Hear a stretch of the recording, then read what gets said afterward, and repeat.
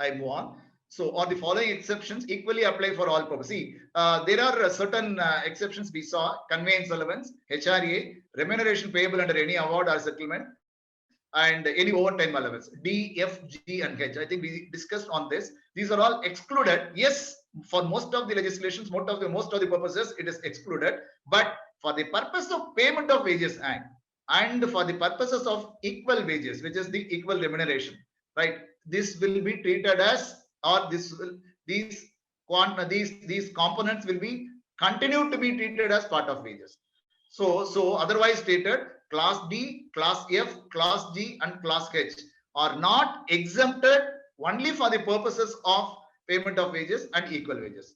Otherwise, for the purpose of minimum wages, for the purpose of bonus, for the purpose of gratuity, PF, ESI, this is excluded.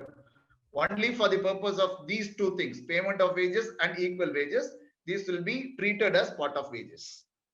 I'm just laying emphasis, right? Then finally, after proviso 1 and the second proviso, this is an explanation given where an employee is given in lieu of the whole or part of the wages payable to him any remuneration in kind by his employer. The value of such remuneration in kind, which does not exceed 15% of the total wages payable to him, shall be deemed to form part of the wages of such employee. Honestly speaking, again, payment in kind, I think in most of the cases it is not in practice now.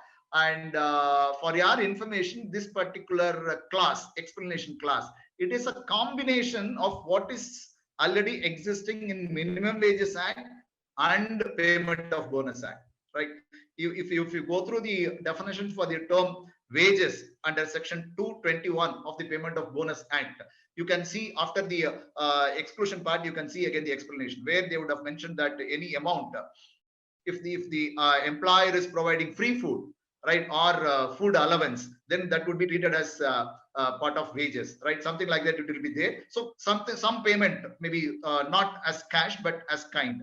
And if you go through the provisions of the Minimum Wages Act currently, right, there is a provision which empowers the employers to make the full payment or the part of salary in kind, right? Not in cash, but in kind. But there must be a notification issued to that effect under section 11 of the current Minimum Wages Act.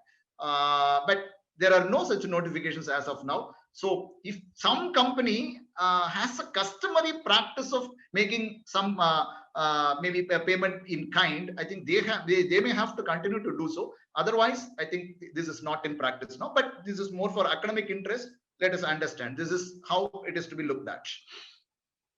And again, I have two examples. I'll just try to explain. So we have just completed reading the definition of the wages under all the four codes, and maybe we have also slightly understood that.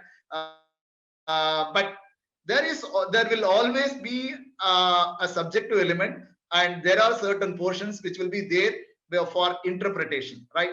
But leaving that, whatever possible, we will discuss, right? That is what I'm aiming at. Then finally, I think I am planning to give some suggestions, and I have also received already a few mails asking certain queries, and I've also brought it in the finally in the slide.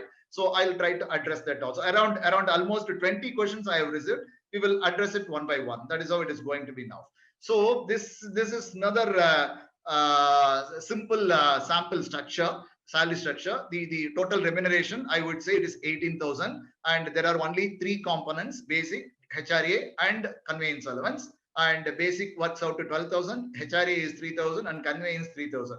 The idea is, so the all remuneration put together, it is 18,000, which is the 100% of wages, and the wage portion is greater than, more than 50%, right? So it is straight away, it is in line with how the new definition is brought about, right? Let us see how this will work out for different purposes. I've brought in an Excel sheet for that.